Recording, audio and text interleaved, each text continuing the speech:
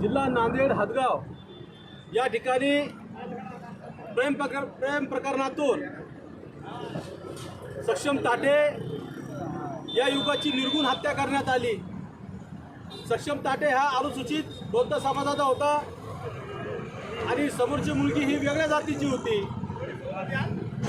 या माध्यमातून निदर्शनाच्या माध्यमातून असं सांगणं आहे की या देशामध्ये आणि महाराष्ट्रामध्ये आजही सैराटसारखे खून प्रकरणं हे वास्तवामध्ये घडत आहेत।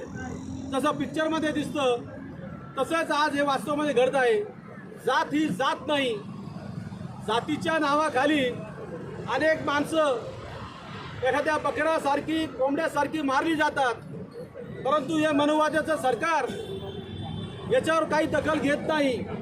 माननीय मुख्यमंत्री साहेबांकडे गृह खातं आहे, या महाराष्ट्राचा मुख्यमंत्री आहे, परंतु त्यांच्या कार्यकाळामध्ये आतापर्यंत अनुसूचित जाती जमातीच्या लोकांना बेसूटपणे मारण्यात आलं, त्यांच्या निर्गुण हत्या करण्यात आल्यात। आता हे नवीन सक्षम ताटेचं प्रकरण, ती मुलगी वेगळ्या जातीची असल्यामुळे त्या मुलाच्या भावाने आणि बापाने त्याची निर्गुण हत्या केली।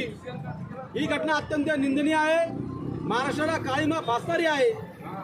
याचा आम्ही आज भारतीय क्रांती दलच्या वतीने निदर्शने करून त्याचा जाहीर निषेध करतो आणि सक्षम ताटेच्या मारेकऱ्यांना फाशीची शिक्षा व्हावी यासाठी आम्ही हे आंदोलन करतो। आपण प्रेम प्रकरणाला जातीयचं स्वरूप देत आहे असं आपल्याला वाटत नाही का? प्रेम प्रकरणाला जातीय स्वरूप यासाठी आहे की तो अनुसूचित जातीचा होता, मुलगी वेगळ्या जातीची होती आणि त्या जातीच्या नावाखाली जातीय द्वेष भावना ठेवूनच त्या मुलाची हत्या करण्यात आली। काही ठिकाणी मुलगा जर समजा अनुसूचित जातीचा असला आणि मुलगी जर सवर्ण असली तर आपण त्या बाबतीत आवाज का उचलत नाही? मग आवाज नेहमी उचललेला आहे आपण, मागच्या आमचं आंदोलन बघा। परंतु अनुसूचित जातीचा मुलगा जर कधी असला आणि जर सवर्ण मुलगा असली तर ते जातीय द्वेष भावनातून त्याची निर्गुण हत्या आतापर्यंत महाराष्ट्रात इतिहास आहे। मग ते नगरचं प्रकरण असो, नांदेडचं प्रकरण असो, परभणीचं प्रकरण असो, या कुठल्याही, आता मागं एक पातंग समाजाचा मुलगा एका मराठा समाजासोबत मुलीसोबत प्रेम करणार होता, तर त्याची सुद्धा हत्या करण्यात आली। केवळ जातीच्या नावाखाली माणसं ही मारल्या जातात, केवळ जातीच्या नावाखाली।